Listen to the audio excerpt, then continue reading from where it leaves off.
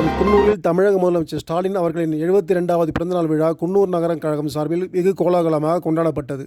திமுக தலைவரும் முதலமைச்சருமான மு.க.ஸ்டாலின் இன்று சனிக்கிழமை தனது 72வது பிறந்தநாளை வெகு கோலாகலமாக கொண்டாடி வருகிறார்.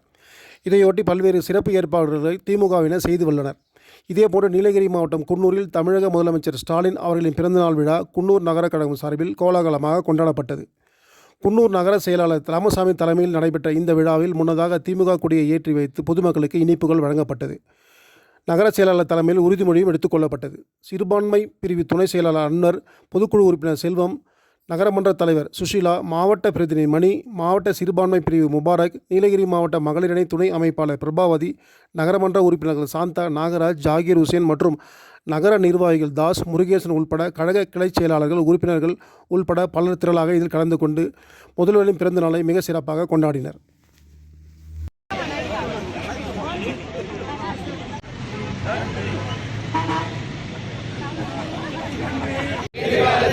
யாருக்காகவும் எதற்காகவும் விட்டு தர மாட்டோம். தமிழ்நாட்டின் உரிமைகளுக்காக ஒன்றுபட்டு போராடுவோம்.